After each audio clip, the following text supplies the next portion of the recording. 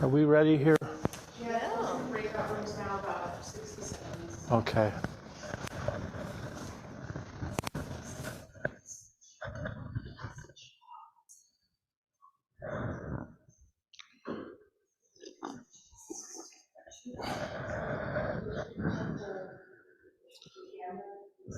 I don't have it. Roshi June has it.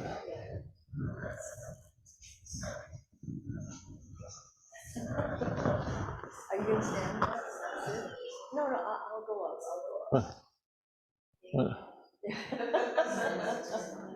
Hi, Shuping. Welcome back. Hi. We'll be back in just a second here.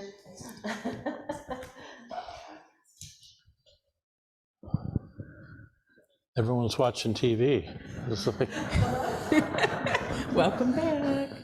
We're watching all the wonderful faces popping back up on the screen this morning. Good morning. Good morning. Hi, Julie.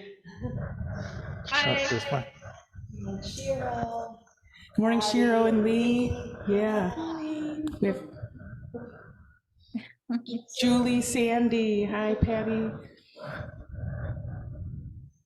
All right, we're popping back in slowly. Must have been having some good conversation.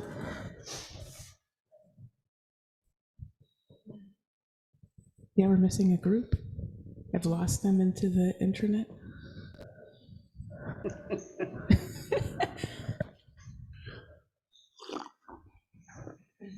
All right, well, thank you for joining us. Welcome back.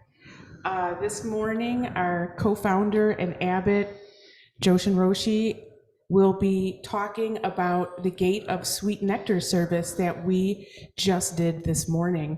I'm looking forward to this, and this talk is entitled Feeding the Hungry Ghost. Thank you, Roshi. Can you all hear me online? 2 thumbs up, that's always a good sign. Thank you. Welcome everyone near and far, in person, out of the body, virtual, wherever you happen to be, however we happen to be, however we happen to show up. So we did a Gated Sweet Nectar service this morning, which is we consider it a treasure in the White Plum lineage. And we're going to do it once a month now going forward, and we're going to collect food each month and put it on the altar when we do the service, and then donate the food to Sarah's Inn, which is a safe house here in Oak Park, I believe. Yeah. So I want to talk about this service. It's a service, and it's basically the heart of our Zen practice. Segaki means feeding the hungry ghost in Japanese. Gaki is ghost. In Sanskrit, it's preta. And what is a hungry ghost? Now, this ceremony is actually quite old, and it goes all the way back to a story of a disciple of Buddha who was fairly psychic, and his mother had passed away, and he had, in his dreams, he saw his mother suffering in some place, terrible suffering, and he was really upset by that because he loved his mother. So he went to the Buddha and asked the Buddha what could be done, because she couldn't. When people are hungry ghosts, they have a hard time eating things, and they can't eat the Dharma. They can't eat some foods, but so the Buddha suggested that he find foods that his mother could eat, and that the Buddha gave him this practice to do, to heal the suffering of his mother.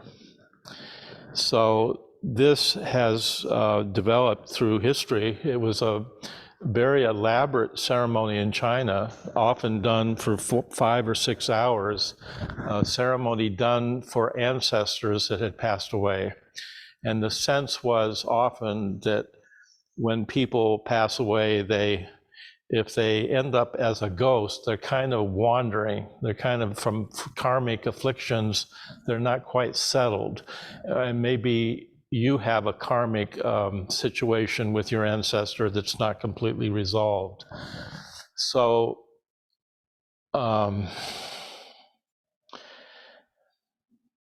so this developed in China, and then it was taken on in Japan as a sagaki, and it is a ceremony that's very common in Japan during the Obon festival in the summer. And the idea is that we are thinking of those that have passed away, our ancestors, and giving them merit, giving them our good merit to help them in whatever karmic situation they are in. But also we're doing this for ourselves. I mean, who's the hungry ghost?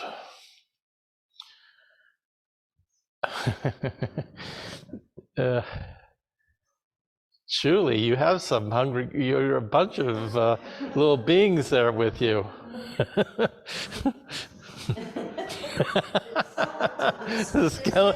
All right.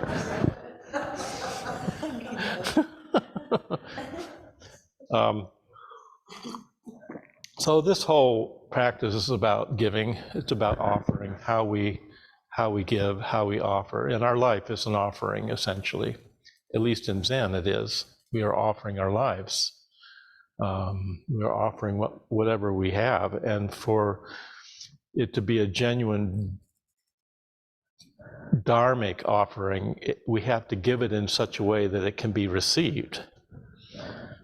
And that's pretty much what life is about, isn't it? How do we give so that someone can receive what we're giving? And the problem with hungry ghosts is they have a very hard time receiving the Dharma.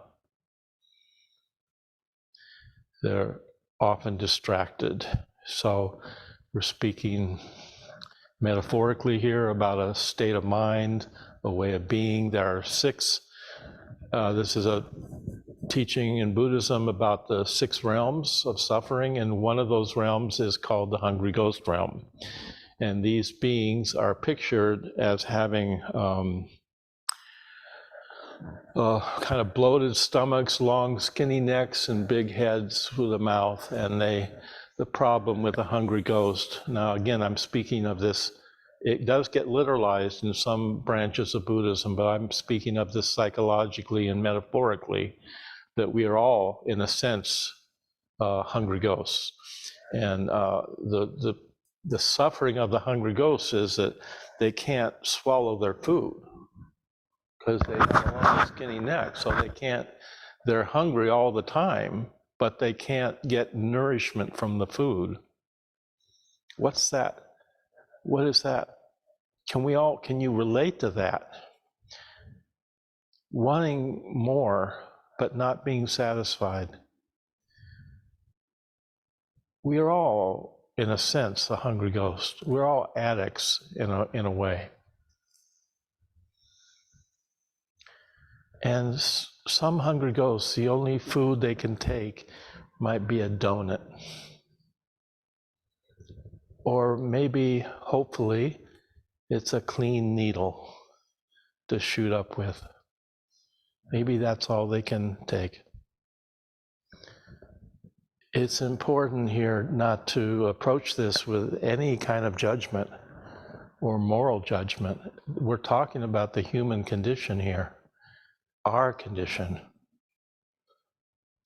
And what's so important about this practice is that we start with ourselves. I'm the hungry ghost. I know what that's like. And if you don't start with yourself, you're going to think the hungry ghost is out there somewhere. Other. Somebody other. That's the problem, isn't it? Is that we other some group of people that are different than ourselves. They're different ethnically, they're different religion, different gender preference, different lifestyle, different language. I mean, they're an immigrant.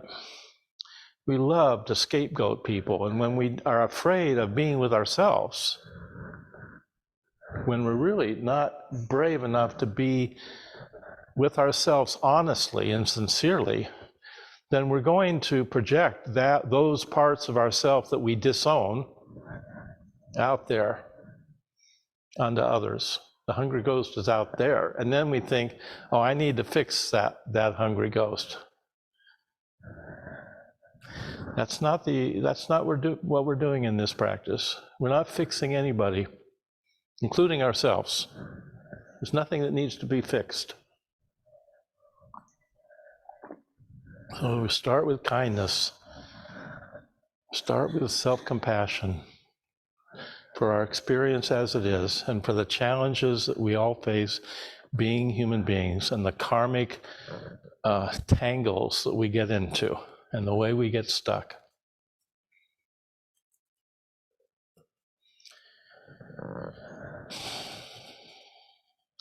So I think the peacemaker community brought this to another level as a practice. And I worked a lot with Bernie at the time that he was developing this for some years. And really the practice of the three tenets is central to this. And in the peacemaker community, this service is done whenever they bear witness in difficult places like Auschwitz, street retreats, Rwanda. It was done constantly when we did retreats at Auschwitz. So we start with the three tenets of opening. Just open. Let go of our fixed ideas, our fixed assumptions, expectations of outcomes, judgments, opinions. We can't help but have a point of view. But can we be humble about that? That it may not be the whole picture. It certainly isn't. We have a little piece of what we're seeing. So though we're not doing counsel this morning, we are sitting in a circle here at the Zen Center, which feels very good to me, because there's always more wisdom in the circle than any one of us has. And that's a good thing. So we start with not knowing, and in the service, we start with not knowing. And we invite all the hungry ghosts to come and be here with us. And you know, they're not the beautiful people. They're not models, or they might be. They might be models. They probably are. And this probably includes beautiful people too. But a lot of them are unpleasant. And they smell, and they're homeless, and they have sores, and they have COVID, and they have cancer, and they have pus, and they're confused, deranged. They have conspiracy theories. We're inviting all that here, all of it, unconditionally. That's what it means to be open. To practice not knowing is to invite all this suffering into the Zen Center. That's a pretty brave thing to do. That's usually we do the opposite. We want to get rid of the suffering and have just the purity here. That's not our Zen practice. We're big enough. We're large enough to hold this suffering if we know who we are. So we invite it in, and sometimes the Buddha hall gets really crowded. Well, what do you do once you've invited the guest into your home? Once you've opened the door and invited them unconditionally, what do you do now? Well, now the practice begins, doesn't it? Well, you have to take care of you have to be a good host. In any culture, host-guest is primal, isn't it? It's the most basic relationship in throughout the world. You invite someone to your home, you have to give them a good meal. You have to go out and kill the goat.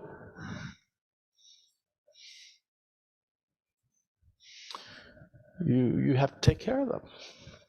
So how do we take care of hungry ghosts? That's a question about our practice. And we can't take care of them if we can't take care of ourselves. So they come, and now we have to give them the offering that they can accept. But they're distracted. They can't hear the Dharma.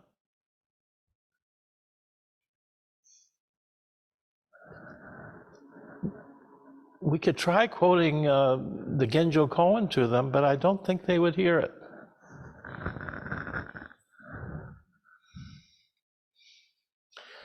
So in our service, you give them something they can receive. Maybe it's a blanket. Maybe it's a cup of warm soup. Maybe it's a pair of gloves, or a hat, or a sweater. Or maybe it's just a moment of kindness and listening to them. You know, one of the things that homeless people suffer is they get ignored a lot. People just walk by. And what does that do to you as a person when you're in that kind of suffering already? You don't have a home. You're out on the streets.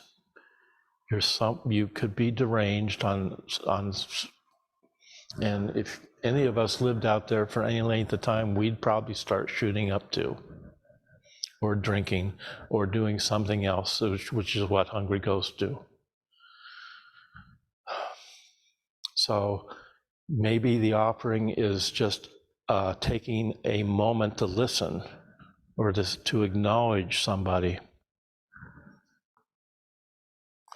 But we often don't do that because we're scared, or we're busy, or we're preoccupied.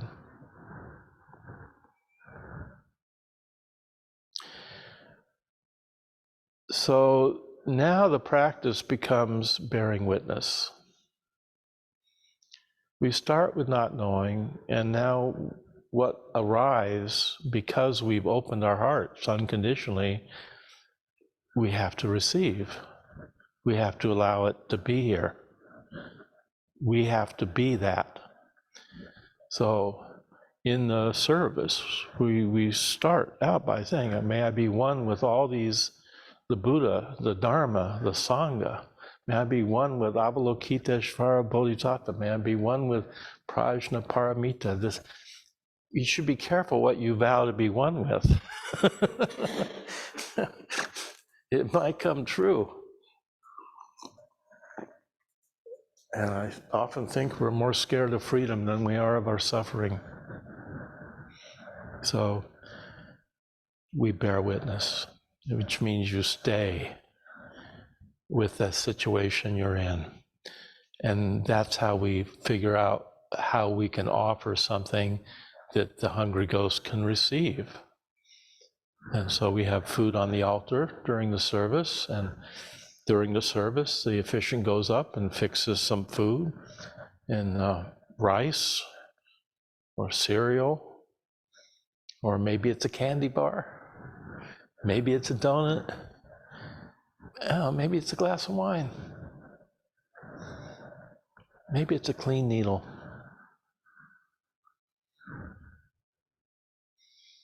What can they receive? And it's for us to know that. It's up to us to know what they can receive by bearing witness long enough to be with them to know what they need. Not what we think they need, not our assumptions, our point of view, but when we practice not knowing and bearing witness, we're connected to the context or the situation that we're in. And then loving action arises from that. Naturally, because we're all loving, we're all generous. When we're really trusting who we are. We are naturally generous and kind and compassionate. So then the appropriate action arises, and we do that. And then in the service, we go further, because then if they've been given a warm bowl of soup, and they settle down, maybe they have a first good night's sleep, they get up in the morning, maybe now we have a conversation. It's a conversation about how to take care of yourself, how to get a good night's sleep, how to eat a good breakfast. Maybe, yeah, you could have the donut, but maybe you'd like some oatmeal too. And then the ultimate offering, of course, in this service is we do give the Dharma. We say, we're raising the Bodhi mind. We raise the Bodhi mind in the service. Now, if you think that's something that we're raising, then that's not the Bodhi mind.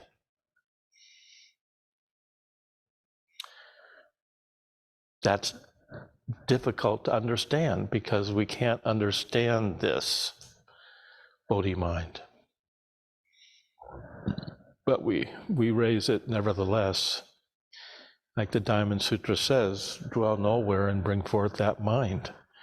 Dwell nowhere, in no point of view, bring forth that mind, not knowing.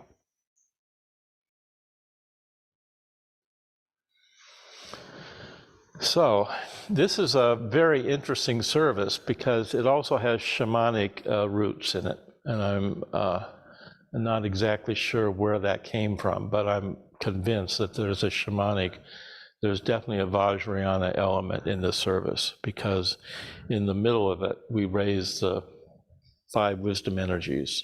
Oh, and by the way, just as a side note about how this came to us, in the early years, in Japanese is called the Kanramon, and we used to chant this in Japanese, and it's beautiful, chanted in Japanese, and we would chant it at the Zen Center Los Angeles.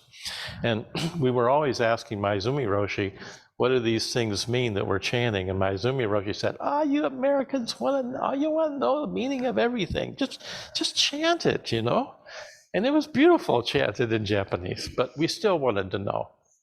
And we kept bugging him. So finally, Bernie sat down with Maizumi Roshi and they translated it. And Bernie was shocked at what this was that we were chanting in Japanese. It was beautiful.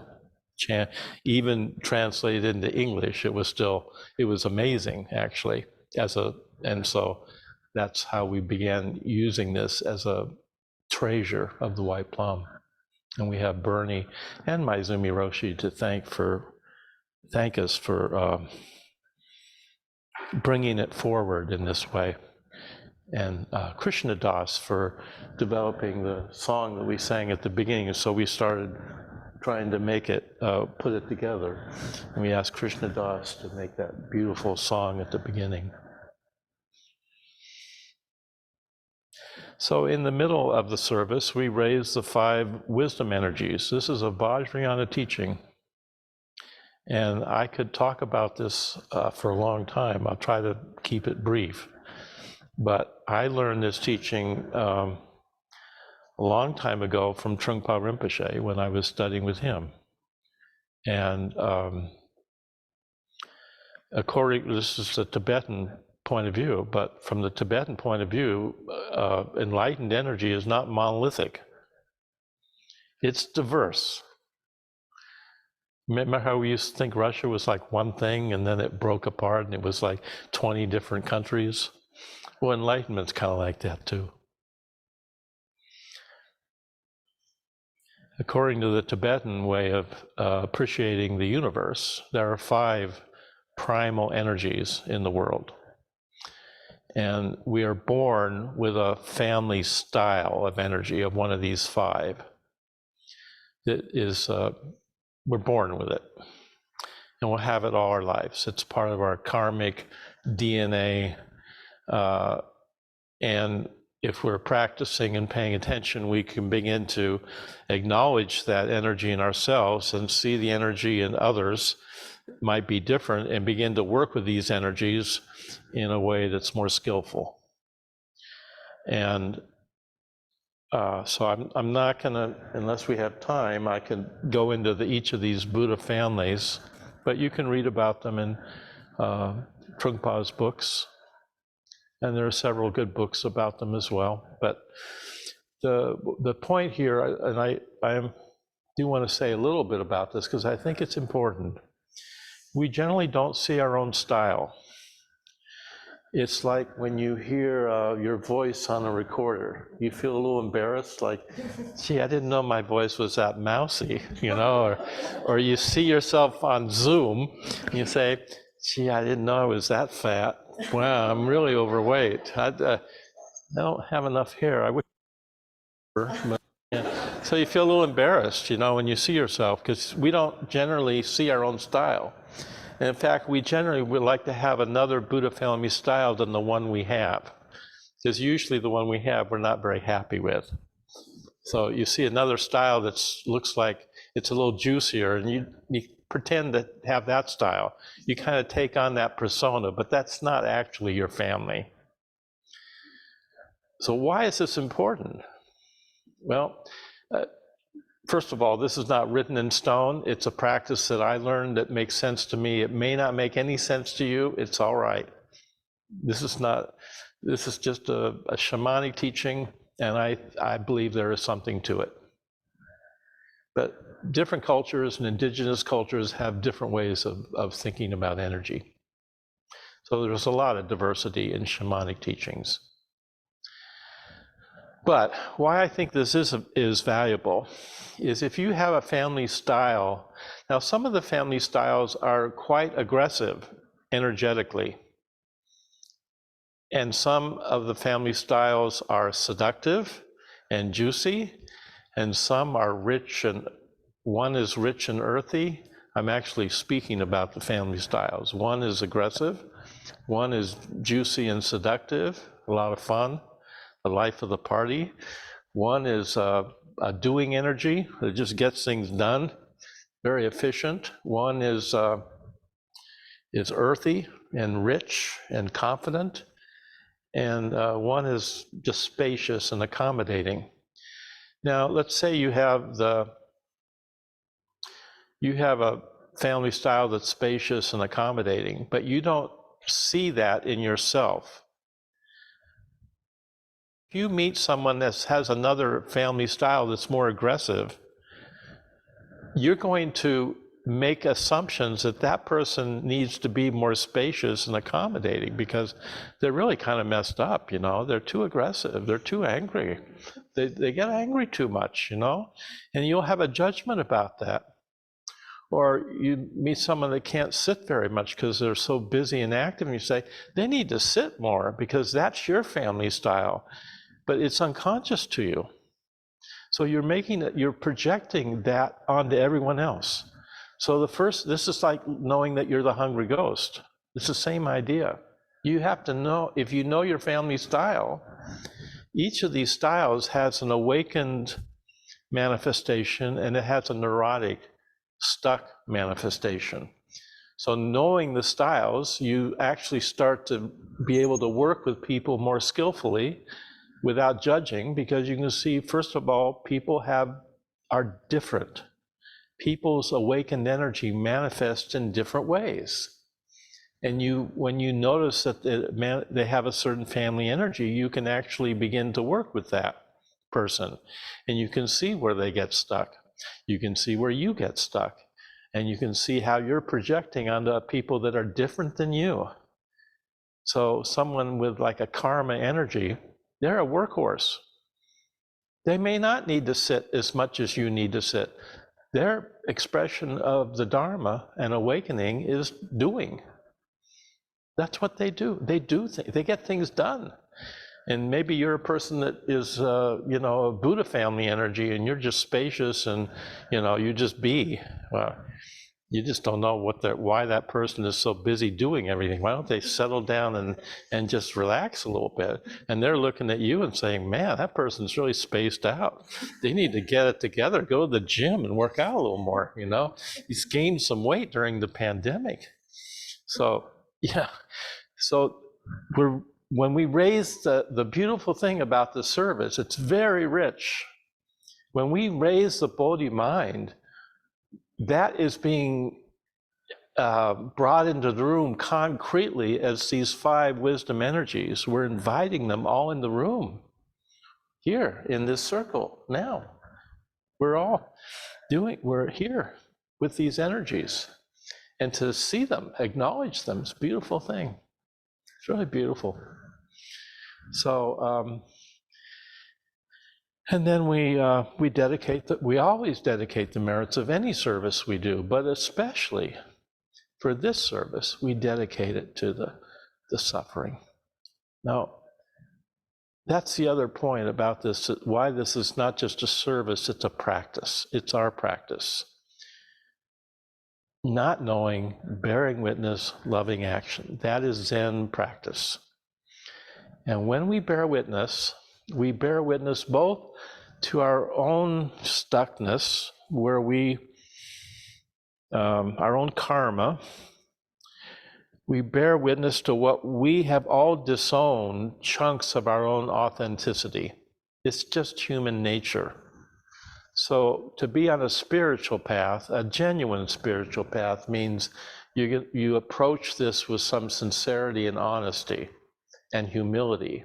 That I'm a human being, I have conditioning, I have karma, I have habits, I need to work on myself. Not to beat myself up, but I need to work on myself with compassion. So I start by noticing, and if I'm being honest and real, I will start to see that I have disowned parts of myself. And probably some of those Buddha families I've disowned because they make me uncomfortable. So even though I have one style, I'm all of those 5 also. I include all those 5. So we parts of ourselves go missing. And then part of spiritual awakening is to retrieve that we've disowned. And it's not just me as an isolated individual, it's our whole world, because you are the whole world. So not only have we disowned things individually, psychologically, we've disowned parts of our society that have been disenfranchised, that aren't seen, that have been disowned. Homeless people, people in prison, people that are sick, people that are mentally ill, addicts, immigrants, someone different than us, someone that we're not familiar with. We've disowned major, so this is also, especially in the Zen peacemaker tradition, this is a practice about justice. Working for justice in our world. Working to acknowledge those parts of our society that are not seen, that are disenfranchised, that have gone missing.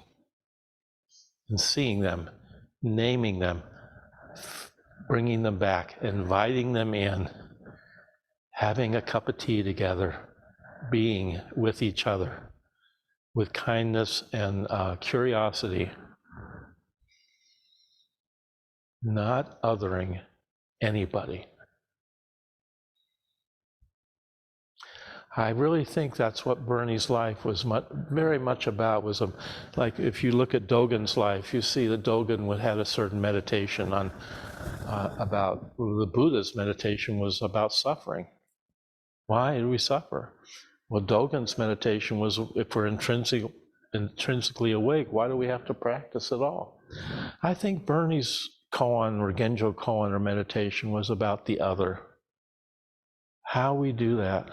why we do that, why we need to do that, and look how much suffering comes when we separate ourselves from others in that way, when we make that divide.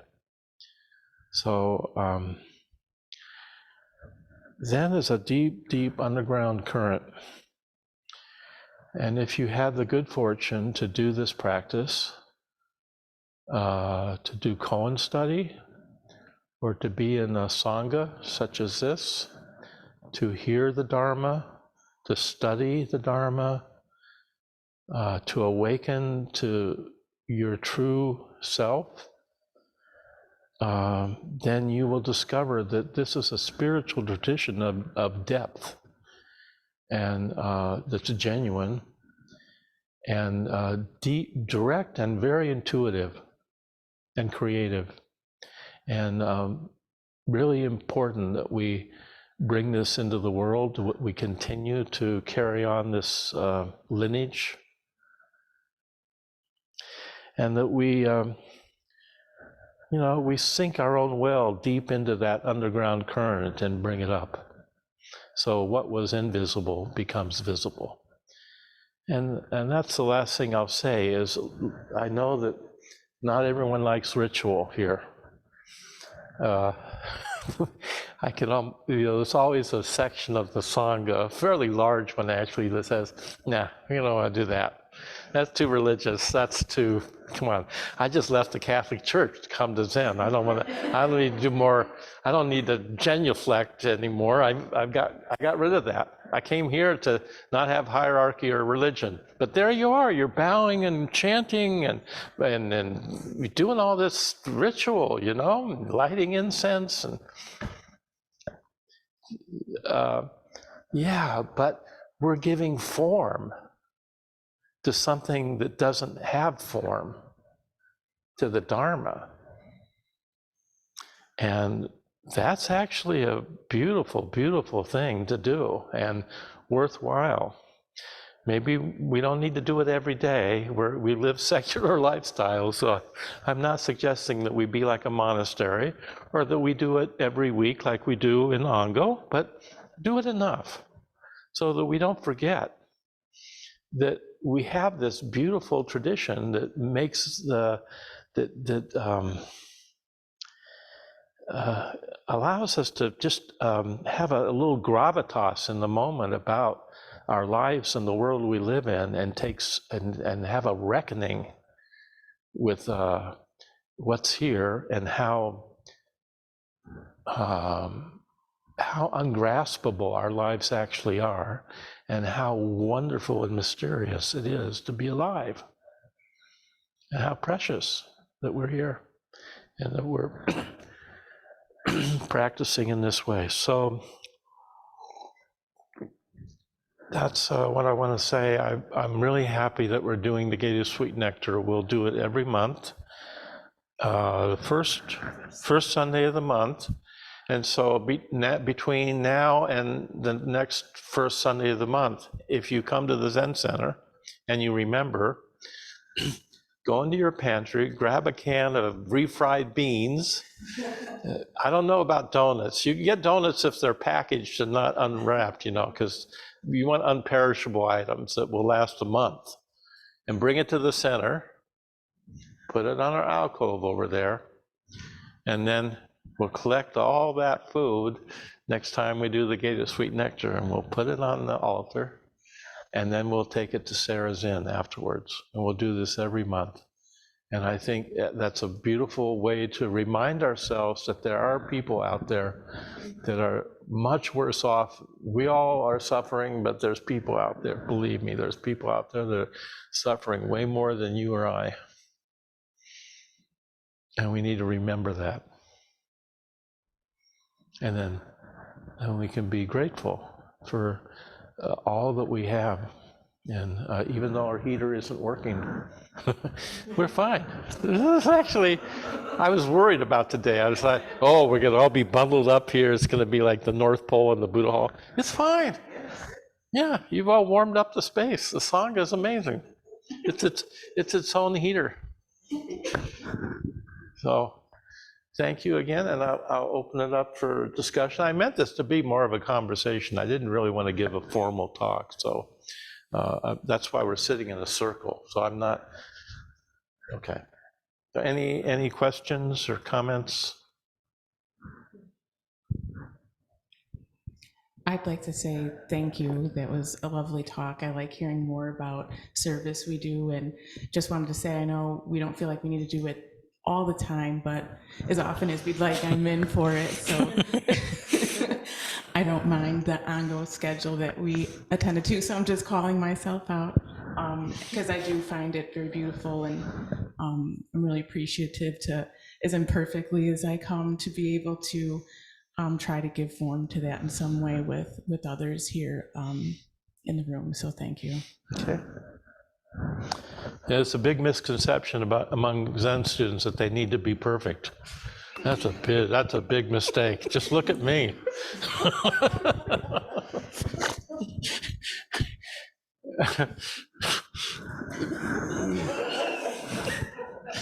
Say no more. I don't see. I convinced you.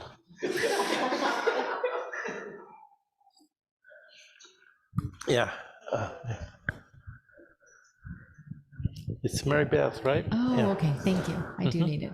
So, if one doesn't accurately see their energy family, how do we come to know where our predominance is?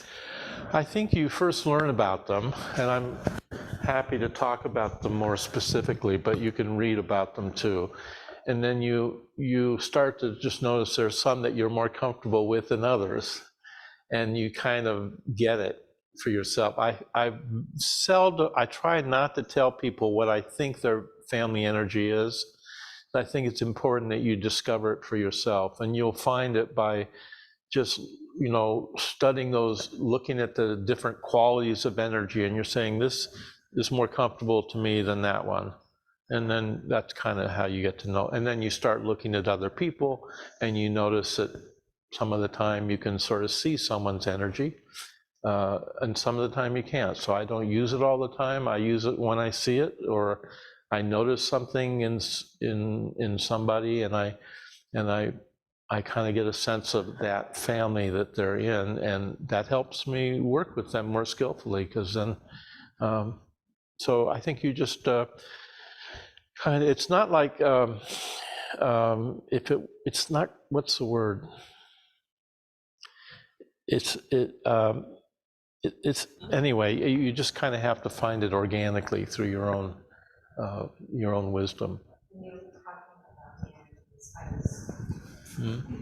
When you were talking about the energies, I was also wondering something that you just picked up on, which is if other people see us, is it possible for those around us who we already have connection to or vulnerability with to provide insight?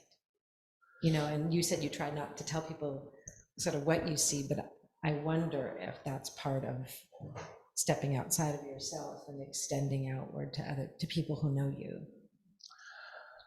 Maybe. I think it's kind of a self-secret.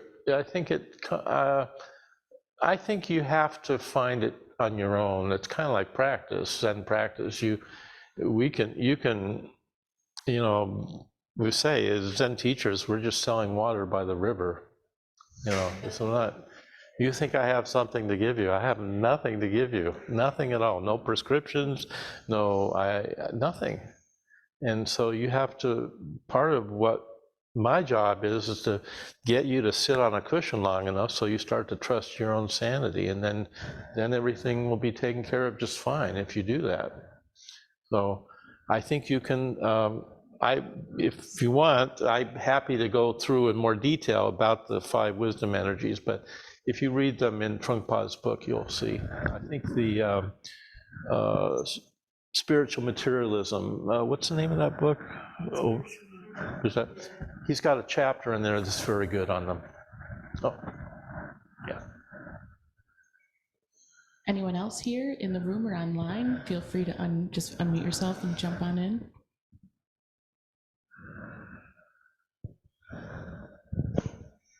To the point that you just brought up, one of the things, and as I'm trying to figure out is how do I find, if you're in the river, you don't know if you can't see the river, you're in the river. That's kind of how I feel.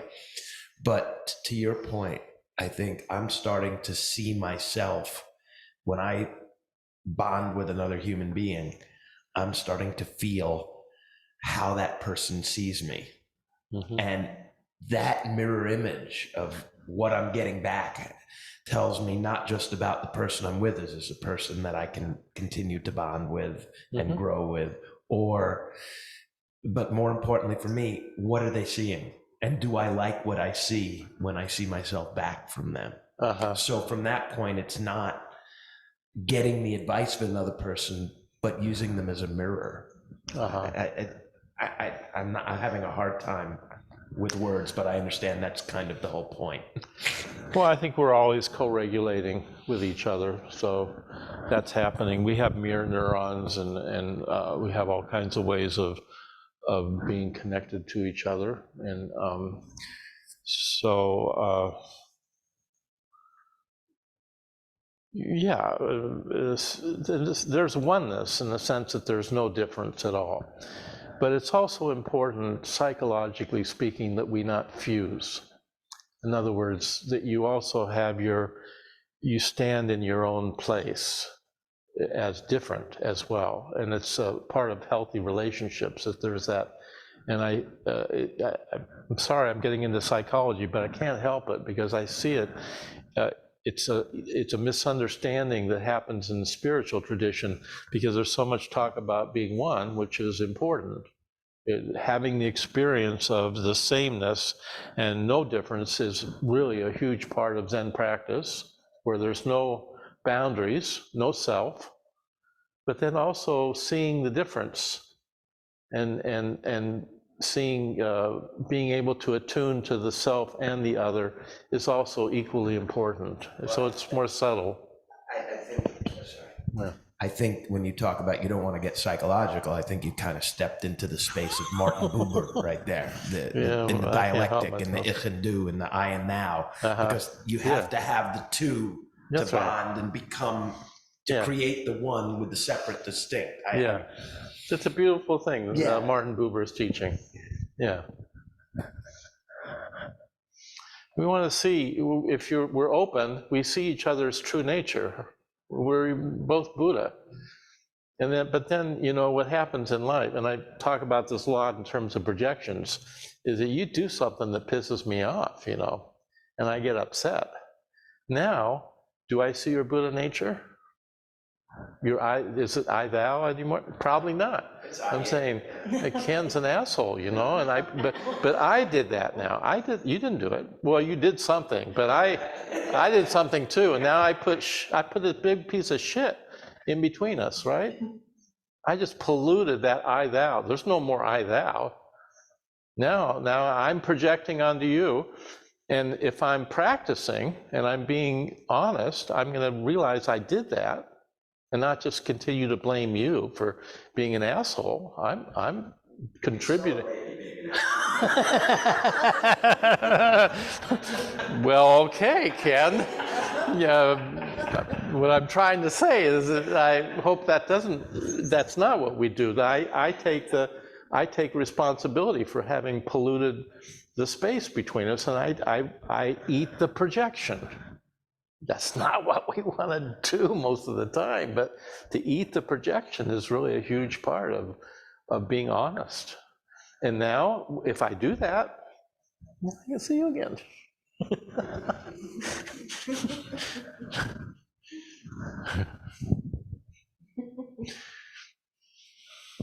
Other thoughts, questions, comments? Online, in the room? How's you being? Oh, Sangha. Yeah, this is a very beautiful talk. I want to share two things is that in our traditional practice, we don't do it in the Buddha, like a temple, but I think the 7th of a full moon, we started to a Hungry Girl service. So people will prepare the food and everything. And when you mentioned about mirror, I just remember that we always put a mirror, we put the bucket of water and towel for them to clean. I always ask my mom, why you put a mirror? So I think that mirror in your talk it's a beautiful meaning, like the reflection for them to see, but also for us to see. And another thing is like the offering. When you mentioned about the hungry girls, yeah, in this ceremony, we prepare the food, everything for them. But it's really is from our point of view to offer. But we never thought about if this is really the good food for them. Like when you mentioned that hungry girls probably can only eat that nails. That the offering that we give to them, maybe not what they really need. That's one thing. Yeah, and then the second part is that when you mentioned about the elements in the family, wow, that was huge. Things that opened my mind that, oh yeah, I can see how family dynamic or even with the community, how we work with each other is really, we see from our point of view, or maybe the baggage I carry on. I thought the world should be that way. That was very eye-opening. Thank you. So Shuping, what is it about the mirror? Can you say more? Mirror is one of the things when we offer in the ceremony, we prepare all the foods. And on the other side, we also offer the basket of the water and put a towel, and we will put the mirror on the side. Actually, they also put there's a like a foundation things that in old time people used to clean the face. It's for us the symbol is for cleaning. And so they can wash their face, they get ready, and then kind of clean all the face. Like maybe if we say because nobody care about them, they may get so dirty, they didn't get a shower for the whole year. So that's the point for that. But I mean, when we were young, we just do what parents doing. They never really try to figure out. But during your talk, it brings, I think, more meaning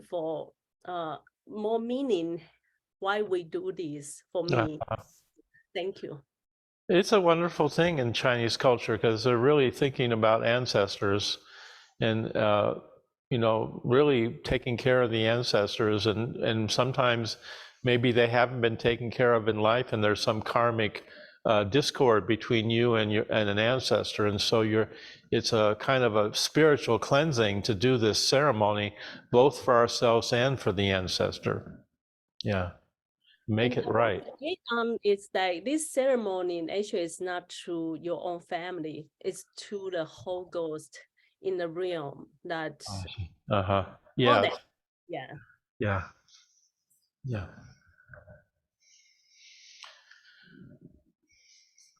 Yeah, well, when the indigenous culture, when they speak of ancestors, there's all my ancestors, they're speaking of everyone. The birds, squirrels, chipmunks, ground dogs, prairie dogs.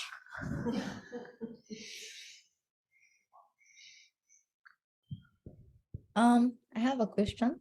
Yeah. So about the practice of openness and in inviting like suffering in whatever form it's in, whether it's in beings or whatever form they are in. What if you open yourself up to people and then they exploit you or they abuse you or hurt you? Then how do you respond to that? Yeah, so that's a really good question, Eunice. Thank you for asking it. I think it's really important to say that when we are opening, we are not, the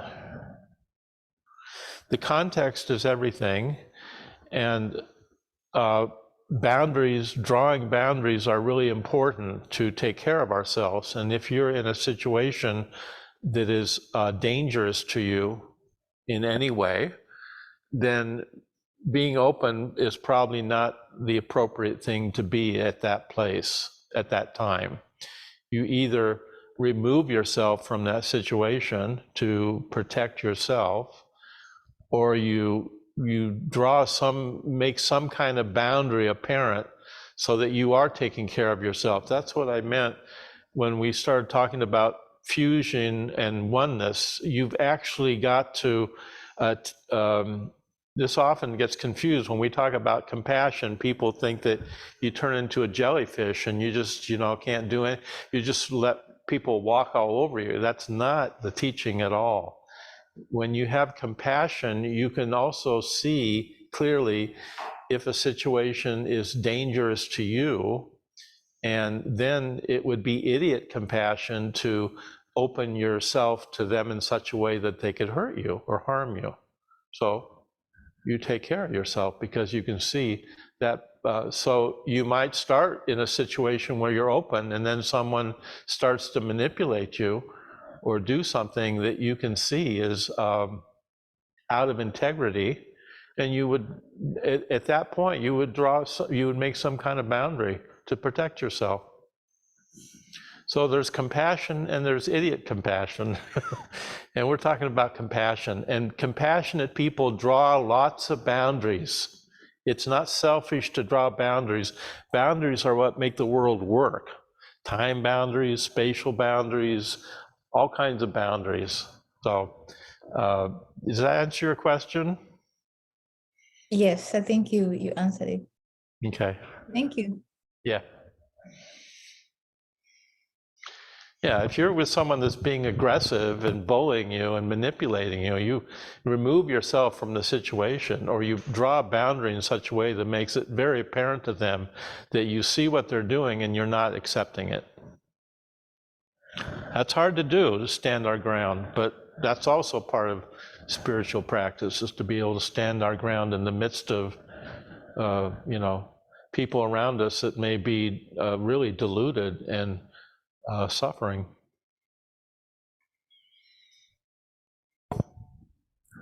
Any other thoughts, questions, comments, either in the room or online? We are getting close to kicking off our kinship circle, our kinship hour. Oh yeah, sure. So I was just kind of reflecting on just the othering piece and how you're talking about Bernie. And I feel like in my observations of the world, like it seems easier for everybody to do the othering than it is to be open and inclusive. And like I hear these talks and they're very beautiful and moving to me, and then I go into work and it's like, here's the hierarchy, here's the different ranks, the executive vice presidents come in and that's a completely other group there. And then within departments, there's different departments, and it's like a sea of just othering and just very, very small, even within departments. It's, we're pricing your valuation and we're in the same department, the same profession, but we don't really get along, and we're not as open and inclusive.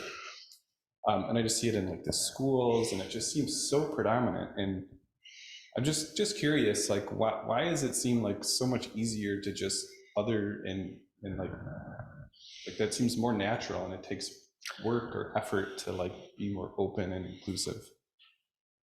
Yeah, it's up to you.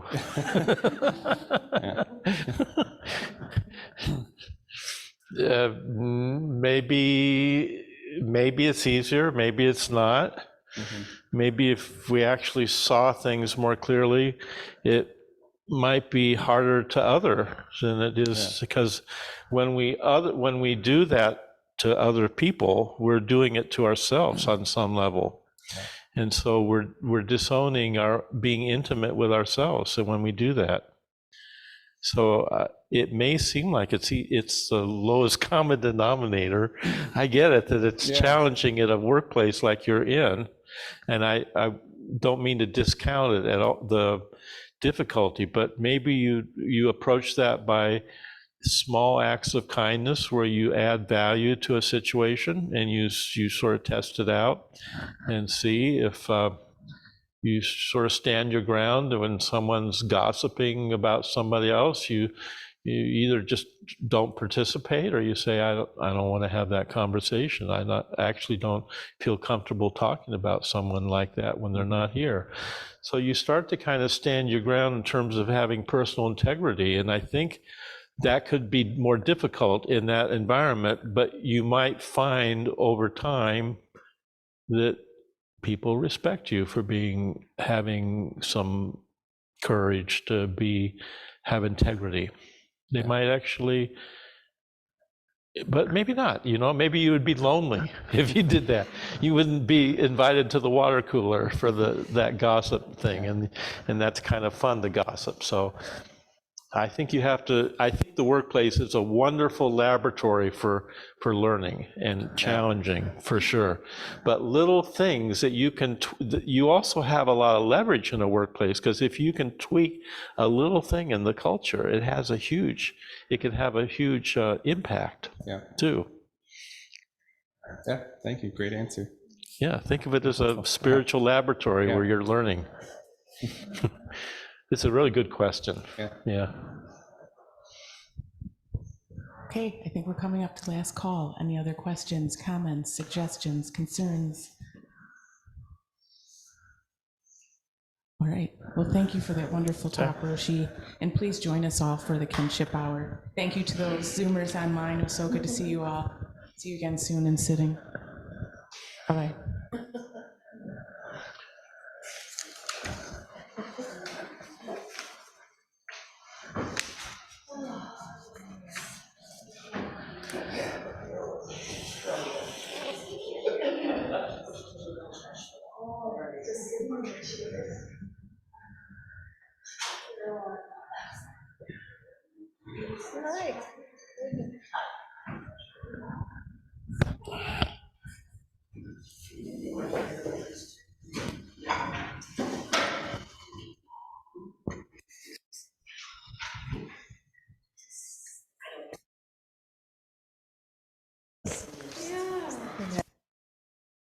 Must have heard you though.